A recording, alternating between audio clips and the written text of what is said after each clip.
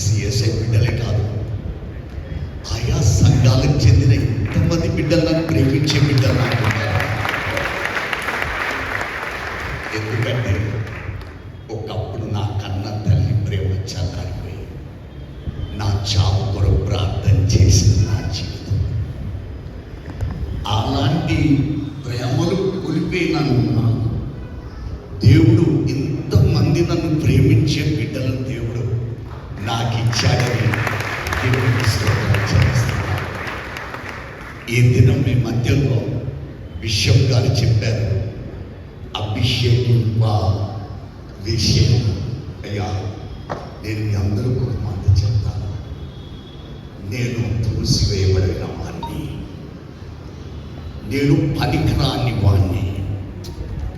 డాక్టర్లు నా 17 వయస్సులో వీడు నడువడు అని ముద్ర వేసి శాశ్వతంగా నా తల్లిదండ్రులకు అప్పచెప్పారు. ఏమని?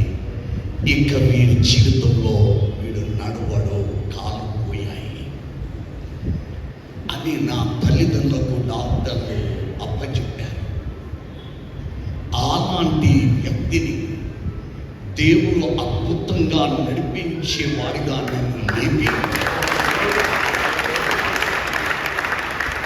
డాక్టర్లు ముద్ర వేశారు, వీడు పనికి రానివాడు. అమ్మ నాన్న తోడపుట్టిన అన్న తమ్ముడు వీడు పనికి రానుడు అని మరణానికి అప్పగించేశారు. పనికి రాని వాణ్ణి సేవకులు చాలా మంది ఉన్నారు కాబట్టి చెప్తున్నాను.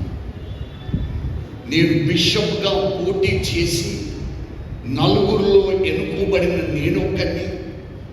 మాకు మెడికల్ చెకప్ తప్పకుండా ఉంటుంది. సిఎంసి వెల్లూరులో డబ్బులు ఇచ్చి మోసం చేయలేము. అందరూ ఏమనుకున్నారంటే వీడు తప్పకుండా మెడికల్లో అన్ఫిట్ అయిపోతాడు, ఎందుకంటే వీడు 3 సంవత్సరాలు 2 నెలలు 10 రోజులు పడకలో శవంలో పండుకున్నవాడు. వీడు సెలెక్ట్ కాడు, బిషప్గా రిజెక్టెడ్గా వస్తాడు.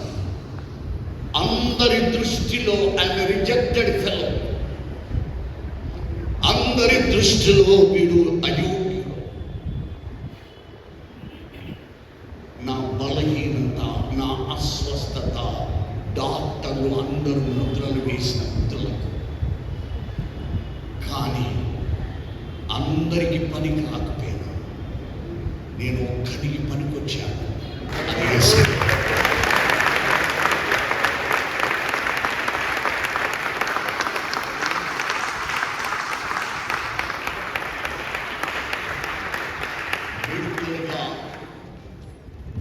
రిపోర్ట్స్ వచ్చినప్పుడు సెలెక్షన్ కమిటీ కూర్చున్నది నన్ను సెలెక్ట్ చేయడానికి 4. అందులో వారు చూశారు, Reuben is fit to become a bishop. నిజంగా చెప్తున్నాను, సేవకులను ఎందుకు చెప్తున్నానంటే, అయ్యా పెద్ద మన ఆత్మీయ తండ్రి, మనుషులు మనలో బలహీనతలు చూసి మనల్ని పనికి రాని వారిని ముద్రేస్తారు. కానీ దేవుడు మనలో బలాలు చూసి ఈనాడు సేవకులుగా ఉన్న మనం అందరం కూడా ఇక్కడ అన్న తల్లిదండ్రులకు మనం పనికి రాని వారిగా మన బలహీనతలు చూశారు. కానీ దేవుడు మనలో బలాలు చూసి తీసుకున్నాడు. నేను చెప్పి ముగిస్తాను. అయ్యా, ఈ దినం నన్ను మోడరేటర్గా మీరందరూ గుర్తించారు. మీ ప్రేమ నా మీద ఒలుగుతున్నారు. ఈ దినము మీరందరూ ఉన్న సంతోషం నా మధ్యలో ఒక్కరుంటేనే చాలా సంతోషం. అది నా తల్లి. ఎందుకంటే నేను కాలు రావు వీరికి అని డాక్టర్లు చెప్పిన మధ్యాహ్నం నా తల్లి ఆ రాత్రి దేవునితో వాదిస్తుంది, కాలు లేని వీని నాకెందుకు ఇచ్చావు దేవా?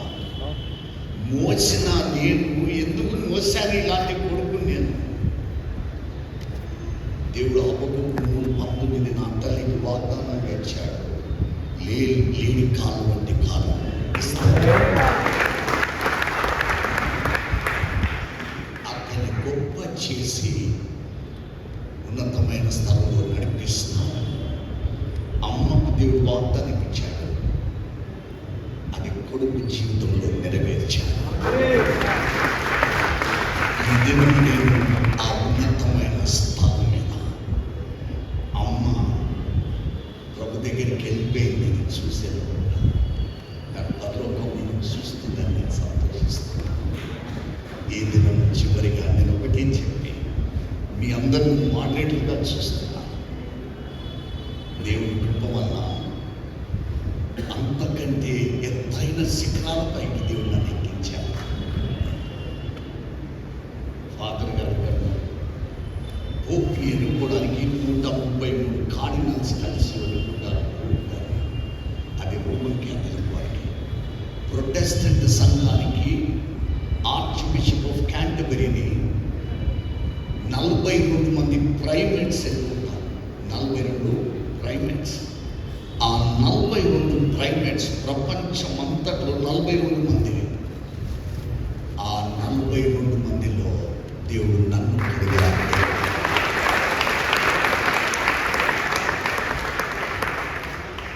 ఈ ప్రపంచంలో 42 మందికి బిషప్ సంతకం ముందు ఒక గుర్తు వేస్తారు. ఎవరైనా చెప్పగలుగుతారా? ఒక సిలువ వేస్తారు. ప్రపంచంలో 42 మందికి 2 సిలువలు వేసే ఆ భాగ్యము దేవుడు నాకు ఇచ్చాడు. చివరికి నేను చెప్తాను, మీ అందరికీ తెలిసింది మాట్లాడలేదు. అభిషేకించుకున్నందుకే దేవుడు ఎంత గొప్పగా వరల్డ్ కౌన్సిల్ ఆఫ్ చర్చెస్కి గత 3 దినాల క్రితం నేను ఒక సభ్యుడిగా దేవుడు నన్ను ప్రపంచ సంఘ సభలో దేవుడు నన్ను సభ్యుడిగా ఈ దినం ఈ చిన్న పనికిరాని వాడిని త్రోసివేయబడి మానవుల దృష్టిలో వీడు అయోగ్యుడు అనుకున్నాను. అయ్యా, అభిషేకించినందుకే దేవుడు నన్ను ఇక్కడ ఎత్తుకున్నాను. ఆ దేవాది దేవునికి కృతజ్ఞతలు చెల్లిస్తూ ఈ పనికిరాని వాడిని దేవుడు పనికొచ్చిన వాడిగా చేసిన నన్ను మీరందరూ ఈ దినము నన్ను ఆశీర్వదించడానికి వచ్చినందుకు మీ అందరికీ